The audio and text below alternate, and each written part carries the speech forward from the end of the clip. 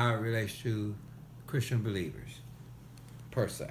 The science which, and this book is from a scholar that in New American Standard Version, they'll be using scriptures from there. But in a biblical definition, astronomy means the science which treats of celestial bodies, their magnitudes, motions, and constitution, exterior. That's Etcetera. You pronounce it.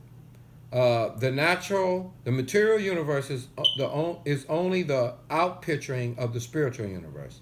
The pulsation of the spiritual forces impinge on and sway men, nations, and planets according to the laws whose sweep in space and time is so stupendous as to be beyond the ken of or comprehension of astronomy. But the fact should not be overlooked that the higher astronomy had its votaries in the past. The Magi and the illuminated sages and the Chaldea and Egypt had astronomical knowledge of universal scope.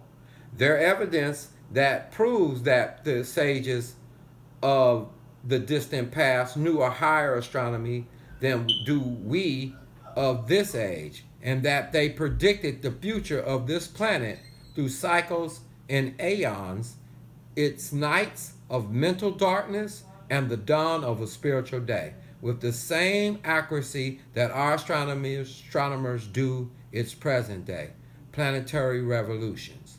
Jesus, evidently, as it relates to Christianity, understood the higher astronomy, and he knew that his work as a teacher and demonstrator of spiritual law was related to it, yet not controlled by it. That's to the believers.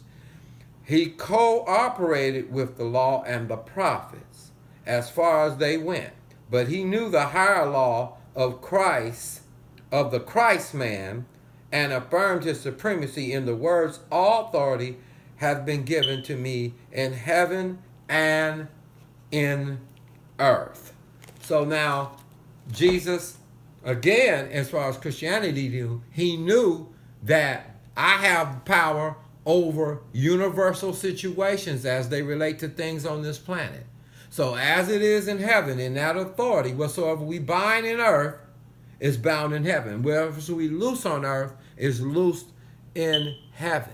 So we have a choice to interact with prophetic things about nature, storms, and things and shifts and how they relate to human beings. But if you are a believer and you believe that we have authority in the sense of not only being aware, but also being able to speak to things and reverse things and being able to intercede in the midst of disasters and things, to rebuild things, to restore things such as storms, disasters, or whatever's going on, a bad day, but able to actually walk in the Spirit, in the mind of Christ, being in union with his thoughts. That is to say, if he will rebuke the seas and the storms that could not prevent him from fulfilling his purpose, then it doesn't matter what the storms are, or South Carolina, or hurricanes, or bad predictions are saying. If you're in the Spirit, you can fulfill your purpose and do all things through Christ who strengthens you. How about that one?